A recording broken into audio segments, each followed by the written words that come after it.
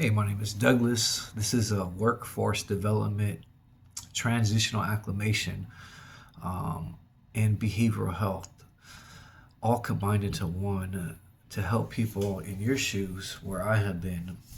Currently, I am a year and 3 months on probation. Um, it's been good. It's been a journey, it's been a success in the growth and reacclimating. Of course, you probably tell I'm still wearing grays, still acclimating. But let's talk about the beginning of your sentence. I'm not sure where you fall into in the beginning, middle, or you got your foot out the door.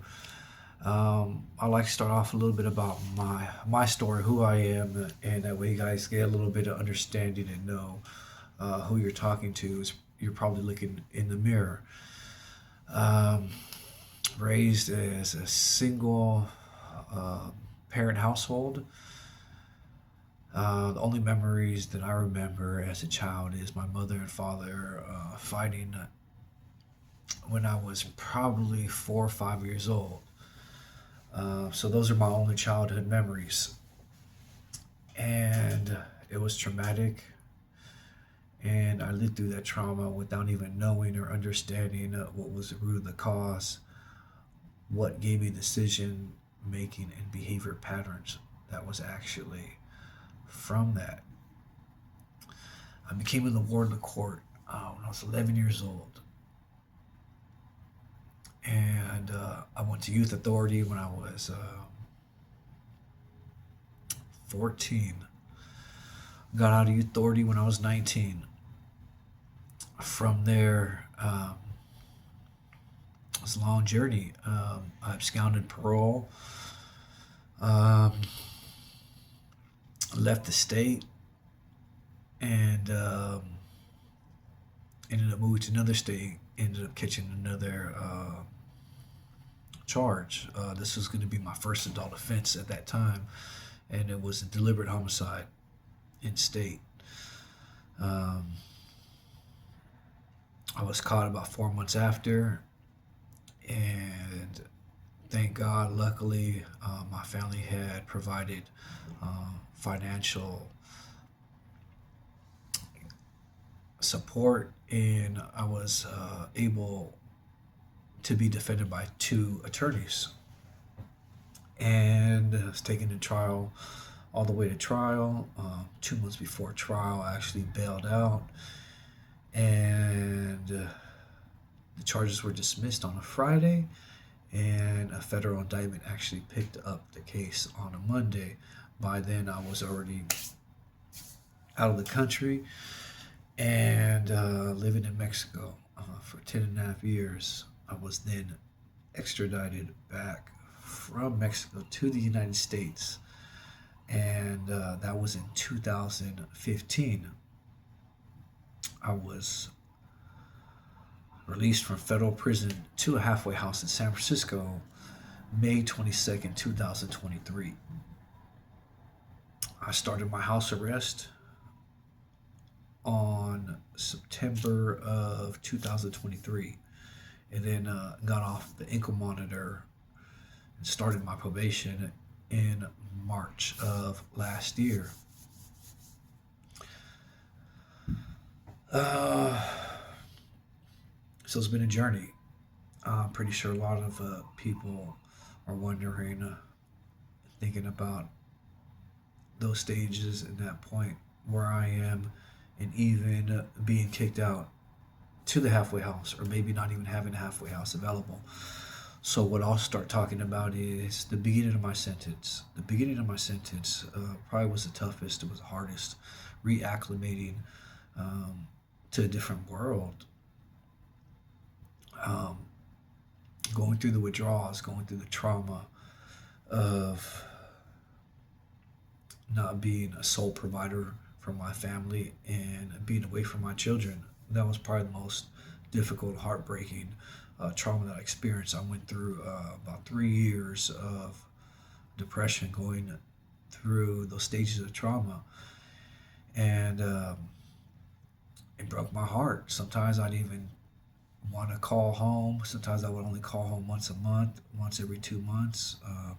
It was heartbreaking to hear my baby's voice, and me feeling as if I was a failure and I let them down for allowing myself to get caught, to get extradited.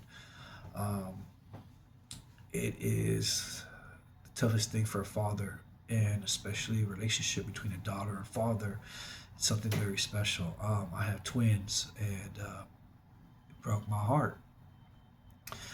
So what I did was, after I was convicted in federal court, then I actually wrote out my goals for the purpose of trying to subliminally have the judge sentence me in this guideline range for my sentence, and also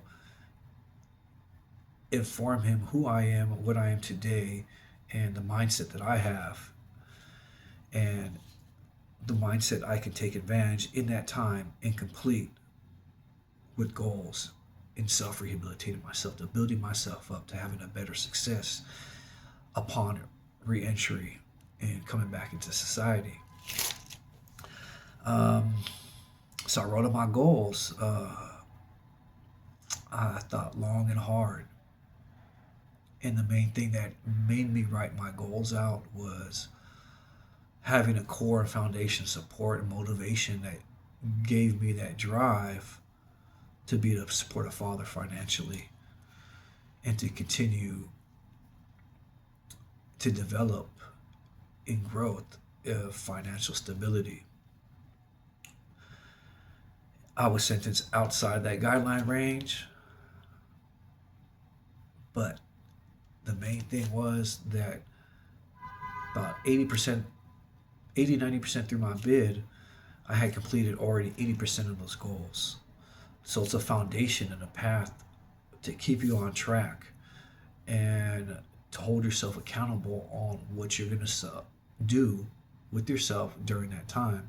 So that is the main important thing, is writing your goals and being a dictatorship of your own time, your own learning, and what you are feeding your mind to prepare yourself for walking out that door. Um, I was able to deal with my stress and that trauma by actually drawing, and my hustle was tattooing. Um, so I was pretty booked up, a couple of years of getting back used to, tattoo gun. And then once, your name is out there, and it was a good benefit to work through that trauma those first 3 years and distract myself. I also made it a goal and mission to read as many self-helps as possible on the compound, or borrow what I could from people that had their personal libraries, and getting recommended really good books from really educated people. Um, I enjoyed the most were people that were actually lifers or had longer sentences. They were the most spiritual, intellectual, humble, and motivating people to surround yourself with, and they had the wealth of knowledge. So going into the system is going to be tough to control your own time, especially through politics, political doctrines on controlling your destiny for your life is what is crucial with your time right now. A lot of people never prepare themselves. A small percentage of people actually prepare themselves and know what their goals are, or are working towards building to have a higher percentage to reach those goals while they're actually doing their time. So education is the key and the foundation, and the guarantee in life that you will have the best well-being and financial structure and education, and physically and mentally stable to survive out here, because it is a revolving door. 4.2 million people are on probation or parole. 2.2 people are incarcerated. I believe it's there's a big number. I'm not sure about the number that people are being released today, but it's so high, it's ridiculous. And it's sad that 60% are actually returning back to prison. And what they found was that people are returning back to prison with new cases, not just probation violation or parole violation, but actually a new charge. So you can just imagine what their category level is and how much time they're receiving for that other indictment or charge. Um, it's work out here and it's work in there right now. I wish I would have done more. I did a lot, but I didn't do enough. I took some college courses at the end of my sentence, only because the facility that I was at, they had the class where an instructor would come in to the facility. So had they not had the opportunity, I probably wouldn't have ever got a business certificate and been involved in that educational program. I also did electrical apprenticeship, and that was probably the best thing in my life, being dedicated to learning formulas and code. That's how I actually learned algebra, and very interesting. The science of electricity, the circuits, the systems. So it was a healthy thing for me, and learning hands-on. The correctional officer that taught that was a master electrician and was Air Force. So he taught us a specialty, how to work on live electricity. We didn't hit breakers at all. We were trained to treat everything like it's hot. If you work on something that's hot, it'll save your life one day. Definitely hats off to my instructor. He did a great job. And many of the people that are in that apprenticeship did really, really well on the streets. They got into the union. So I recommend taking trades if possible. If you're not that college kid, um, getting into plumbing, welding, electrical definitely pay off. But hey, it's like how long you can physically do it when you get out. Uh, I wish I would have done my more of college, and it would have been more longevity. And to be honest, I wish I would have studied more and done academic work in college, and then actually wasting my time tattooing. Even though tattooing is a great business, a great financial stability, that's plan maybe C or D for me. So we can only do things so long, and longevity is the things that we're thinking about. I would go to every single reentry course in class that they had, any events, and I used to sit up there and watch them and say, you know what, I could do the same thing. I could probably do it even better.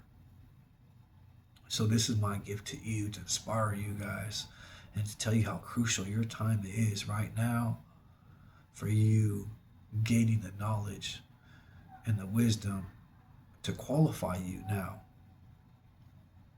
to gain these jobs and to make this much income versus not doing anything, bullshit, chilling, just working out. Um, you're going to be settling for incomes like this. And then what'll happen is you'll try to make that fast money, and then you'll be at that 60% that's at the revolving door and be back in the system with a new charge, a new case. So we don't want that to happen. It's okay even if you are going to get pushed out the door and it is too late for you. I can tell you how people have been successful with no education, but they have to have a desire and a motivation to strive, to learn, to be better, and to have goals.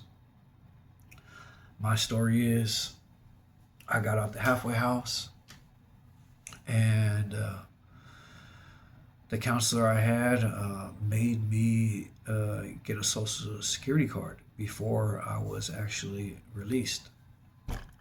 Thank God for him, because he speeded up my process so much faster of getting employed. So there's going to be a lot of things that you're going to need before getting out. Number one, social security card. You're going to need a birth certificate. You're probably going to have your family do the birth certificate. They'll be able to access that. And if you have an old ID, it may even work like it did for me. I actually used an ID when I was 20 years old to get a job in the halfway house 5 days after I was at the halfway house, instead of waiting for a new ID, which would have came 2 weeks after. So I was employed working 5 days after released at the halfway house. People couldn't believe it. They said, damn, how did you get employed so fast? I said, man, I got everything. I got my birth certificate, social security card, I got my ID. And actually, that Wednesday of that week that I was out, I actually went to DMV and took my driver's test and got my license. So I'll tell you what, I was studying for the DMV test probably about 5 to 6 months before I was actually released. Every day during count time, at least 2 counts a day, I would read and study the DMV test, because there was no way I was going to DMV and having to go back and back and back and take that test until I passed. I said, you know what? I'm going to go in there once and I'm going to pass it, because I don't have the time on my hands. And there's no way I'm going to get that, take that risk and drive without no license and get sent back. Driving without a license, getting the car impounded. I'm not going through all that. So I made it a goal, and I got my DMV license the first week I was out. I see so many people there from the halfway house, and I asked them, how many times you been here taking your test? They said they've been there a month, some 2 months straight. And I said, man, why don't you just buy a cheat sheet book that they have with the test on it with the answers? Go over that thing over and over and over, and you'll know the answers. And then a lot of it is logic, safety concerning answers that they will ask you on the test. So I had a cheat sheet book, but it was really old, so it didn't have a lot of the new things like the bicycle lanes. I didn't have any of that. It was a really outdated DMV guidebook to help people pass the test. So I recommend getting familiar with educational resources that could give you an advancement in life. And getting back to the beginning of your sentence, make sure you go through your 5 stages of trauma. Work through it. It's okay to be depressed. It's okay to be angry. It's okay to blame. All those different stages. Work through them. Get past it. Get on your workout regimen. Get on a good diet. And educate your mind and feed your mind with positive things. Read a little religious book, part time of the day, part time of the week. Balance it out with self-help, and then the other balance, entertainment, novels, magazines. One of the things that was really helpful for me, that is going to be helpful for you, is creating a journal attached with your goals. This way, it'll help you develop and build on your ideas, because ideas are actually what make the money. It's not the product or service, it's the idea. And the idea can make you residual income. The whole purpose of this is entrepreneurship, because we could only work for somebody for so long. But hey, that may be what people are used to or okay with. Um, I've been offered jobs, really good salaries, and working uh, for companies that people are like thinking I'm crazy now for taking these offers up.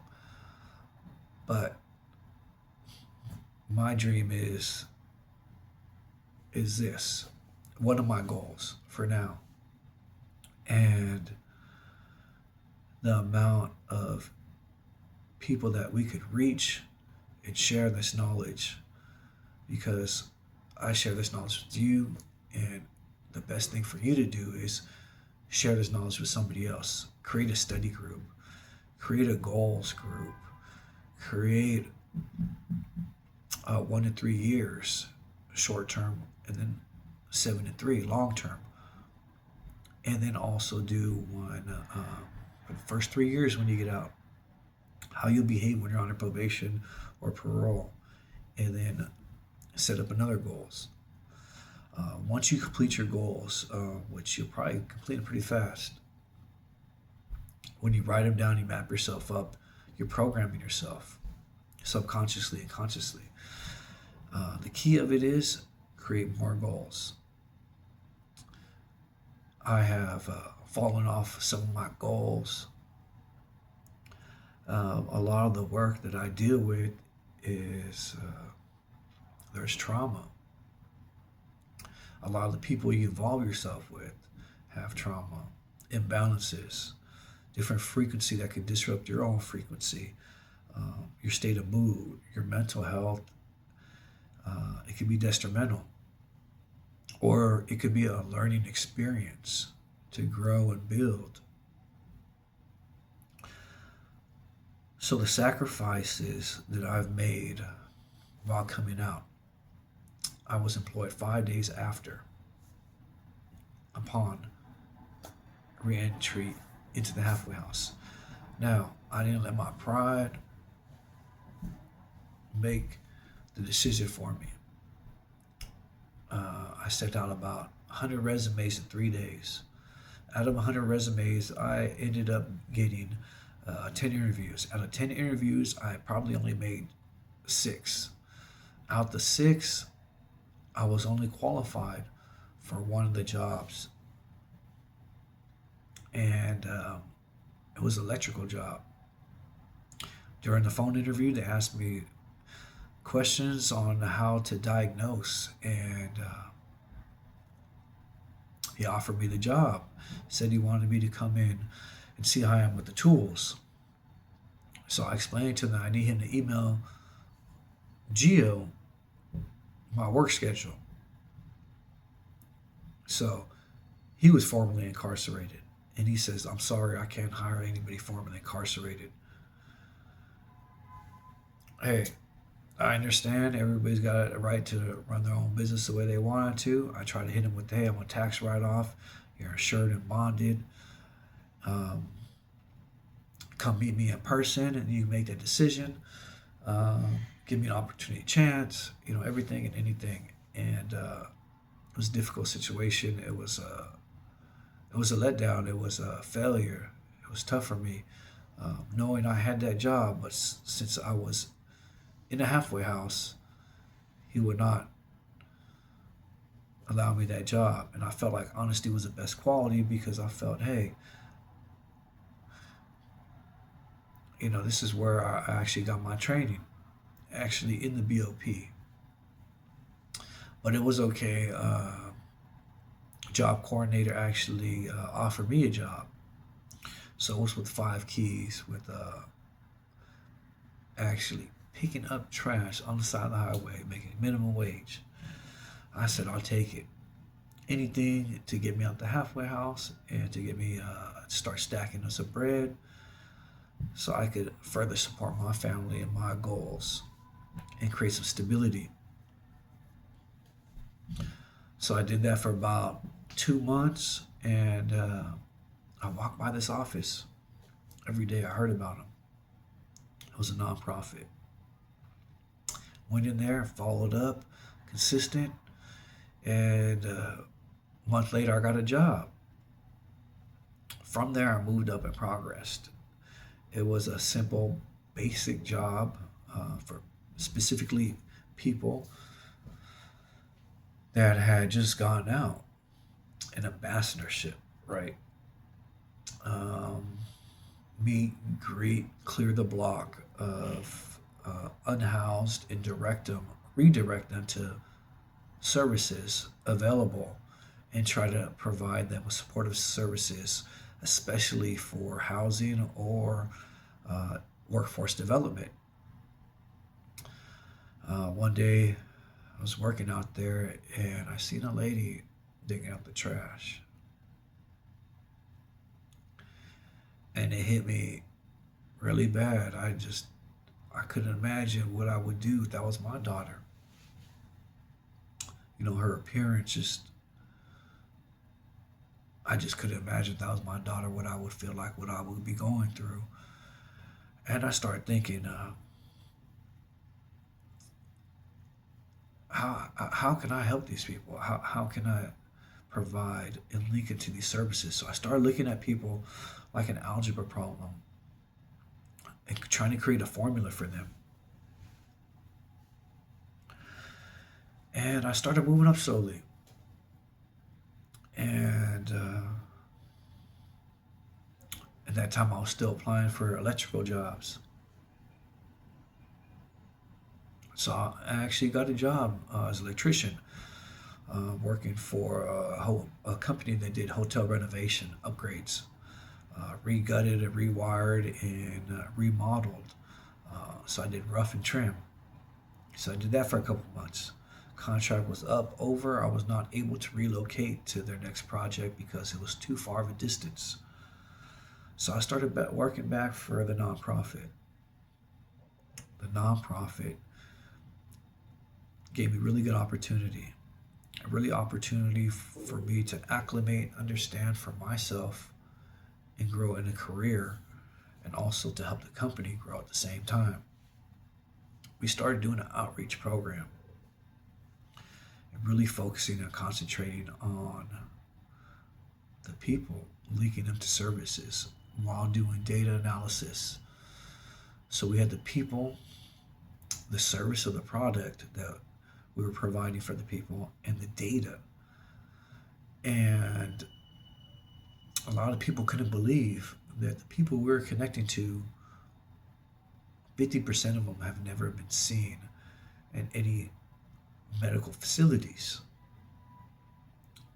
People couldn't believe it.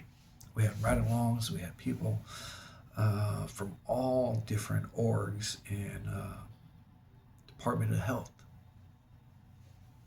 city people with us. They just couldn't believe how we had branded ourselves and built that trust with the community and those relationships, and the amount of connections that we were actually servicing to the people. So from ambassadors, we have transitioned the company into community workers because of the outstanding work that we were able to accomplish. We saved lives. We rebuilt lives, rebuilt relationships. What I found out was it's a big ecosystem. You save somebody's life, you get them back their stability, mental, physical, housing, and get them off drugs. Now their father, their mother has a son back. Now that relationship is a domino effect in their family. It's a domino effect in the community. Now uh, there's less people using it out on the streets. There's less people unhoused down the streets. So we created a trend. We found a niche in the market. And this is how I built myself up from the less preparation while I was incarcerated to now. Although I did study my butt off and read as many self-help books as possible to create and instill that positive values, morals, in my life, and dreams to goals. So for some reason, uh, I always felt and knew I was going to be working for a nonprofit. I don't know, maybe I manifested it. I did write nonprofits in my goals, but a different category of servicing. So all fell into place.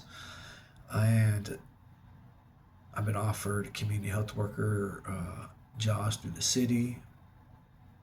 And now I'm a director of a community health worker department at the company I work for. So now I am training community health workers, and I'm also doing my own nonprofit, which that is now. So I want to express to you that what you do today is going to give you that percentage and that ability. I wish I would have got my degree while I was in there, because I would have had not started here. I would have started here in my income range. Although it's still not going to stop you from getting up here, but you can progress faster and work less if you work more now. And it's so crucial what you do with your time. You know, we all have social responsibility. One of the things that I used to talk with some of the CEOs, and some of the CEOs that were actually open to listen, and were on that same wavelength, because it's a different perspective now. 95% of the people that are incarcerated, they have one thing in common: they have a release date. They're going to be getting out. So, what kind of community are we building for the future of our children? And that's one of the most important things. And that's what's giving me my drive, is my children. What kind of community do I want to leave for my children and my children's children? And no better reward than somebody thanking you. You don't even recognize them, and they're telling you thank you, and they're crying, saying, "You saved my life. If it wasn't for you, um, they would have never changed." So I recommend the work where there is a thriving business and economy right now, where there's work available, is through Department of Health, through services to help in those areas. Many different services. I went to a training today through the city, and it was a trauma informed class on how we deal with the trauma from all the different departments. I met somebody that was actually working for mothers who would like to get their children back, and working with the children that have dealt or experienced trauma. So the children are getting serviced and dealing with the trauma, and the parent is getting parented on how to deal with their trauma from the past, on how to correct their behavior and heal their trauma to be a better parent. So this team of family can function, operate, and be successful. That's just one of the programs that I was really interested in. I didn't know there was a program like that. Um, it's a great opportunity for anybody to be able to work with families and kids and reunite fathers and mothers together.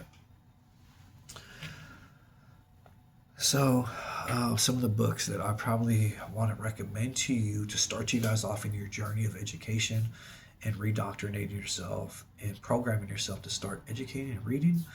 um, Self Matters by Dr. Phil. Really good book. The science of his psychology program, on how he treated his patients on his program. And it helps you dig within, look within, and start understanding maybe some of the behaviors or reactions or a result of this that happened. So if we could change this, then this result will change. Self Matters by Dr. Phil. Really, really good book. I was impressed when I read it. 7 Habits of Highly Effective People. I actually have it now. So I'll be reading this again. One of those books you want to read over and over and over. Another book is Brother of a Third Degree. I've read the Bible many times. I love the Bible. It's my favorite book in the shoe. Favorite book on a compound. The oldest book in the world. It's great. I love the philosophy, the lessons learned, breaking it down. Catholic, and now I've converted to non-domination Christian. I like to study and I like the environment, but I'm still open to exploring all religions and knowledge. So, Brother of Third Degree is it's a different book. It talks about living forever, how long we have lived. And when you think about it, how long has your bloodline, your DNA, been alive for? They say DNA is a code, a wealth of knowledge, data information. So is that data information through our past lives of the family, which have resulted to us now? So Brother of Third Degree was taken off the shelves for, I believe, 100 years. And they just republished it, I believe, in 2017. 2017, I believe. Really good book, a different perspective about the longevity. So those are some of the things that I recommend you read, and then you can kind of branch off, start exploring other things. But educating your mind, exercise your mind is the most crucial thing. So you need to make sure you balance your time out. But I just want to share my story with you. Still on probation. I will placing my motion in to get off probation early. But these are some of the inspirational workforce development things that I would like to teach you and explain to you what is important: education, trade school, and self-help, behavioral health, wellness. Try to read as much as behavioral health books as you can to understand the science of the mind, understand the process of thinking. And with that knowledge and that conversation, you will be able to apply now for community health worker jobs or fall in all the different branches of community health worker areas, which is broad perspective. And they're always in need for more manpower and hiring because it's a lot of trauma, secondary post-trauma you receive. It's draining mentally, physically at times, and it's great work. It's rewarding. Sometimes there's a high turnover rate, or sometimes people get educated to move up the ladder, and then always positions opening. But being a felon, this is where these jobs fall into your category, because trauma has no race. Trauma has no tax bracket. Everybody experiences trauma. And the trauma that you've experienced is your knowledge, understanding, empathy, to communication, and resilience. The resilience that you gain is equivalent to a degree. A lot of people come to San Francisco for their medical field, for education. Schooling is done here. And I asked somebody, why did you pick San Francisco versus the other state that you were living in? They said, well, actually doing it here in San Francisco, 1 year is equivalent to 3 years in another state. I said, how is that? They said, because of high interactions. So you're getting more training at a high speed. I said, that makes sense. San Francisco is a beautiful area. A lot of people complain about the drug use. A lot of people complain and say it's an open market. People are able to do that as if it was legal. And they don't see the bigger positive side to that. I spoke to somebody that has a very impactful story and said, had they not come to San Francisco to buy and to use, they would have never been able to get themselves into treatment. San Francisco has so many resources for treatment, unhoused, reentry, that you can instantly get into a program without having medical insurance. Other counties and cities and states, you would have to have insurance first. So that's one of the beautiful things out here, is the resource out here that people can connect with. So all these different services is something definitely to get into.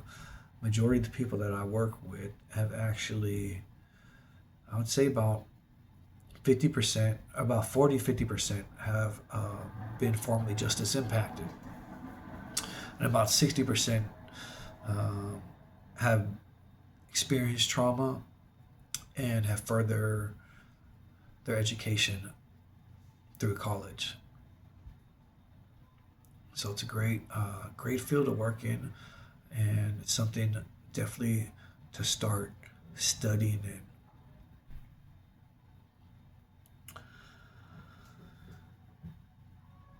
So your dreams, start dreaming again. Remember what it was like to be a kid. Enlighten that side of your brain, illuminate it.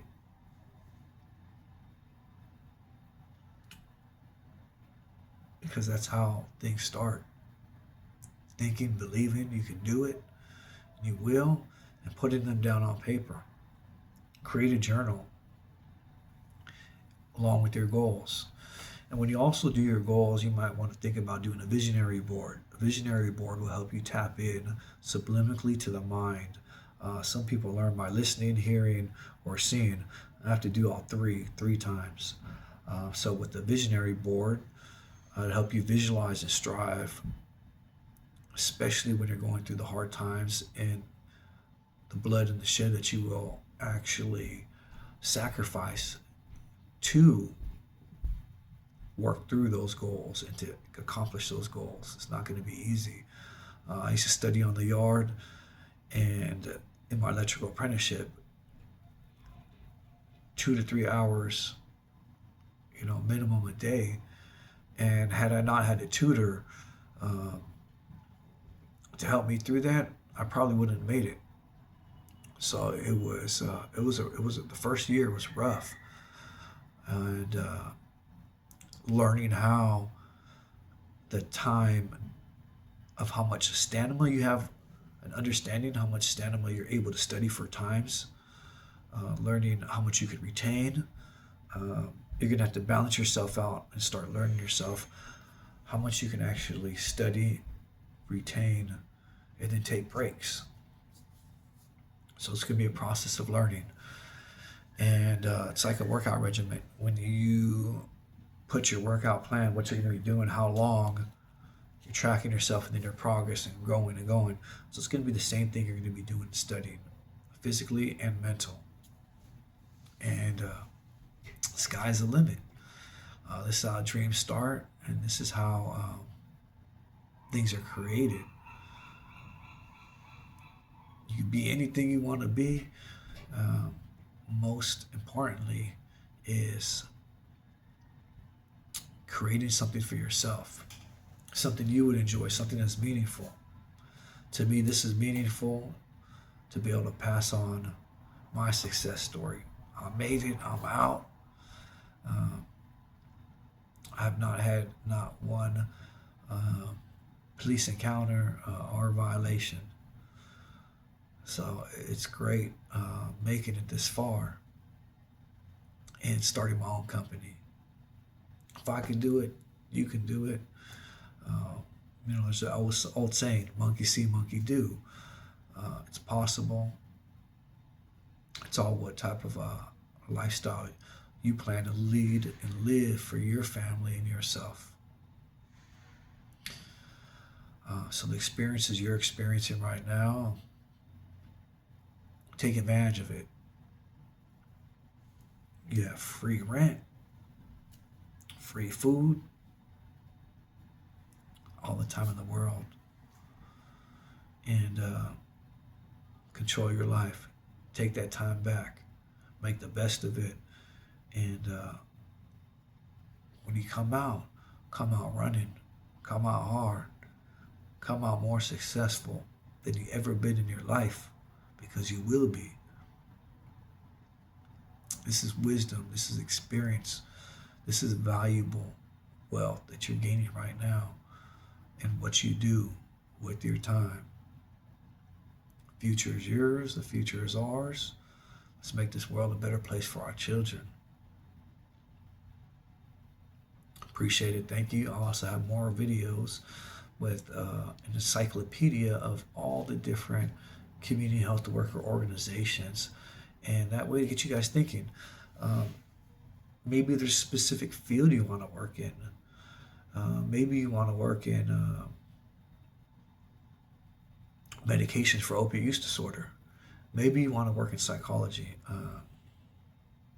There's tons of so many services. But there may be another dream that you want to work in.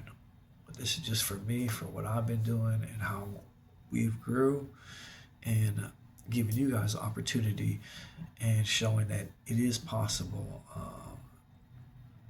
Sky's the limit. And what you do with your time, it's game time. Thank you. I appreciate you guys for coming, and look forward to correspondence, and for you guys to check out the next videos and all the different categories of videos that we're going to have available for you to help you live healthy. And you guys are alive, live alive. This is your gateway, your pathway to the now, to the tomorrow, to the future. Thank you.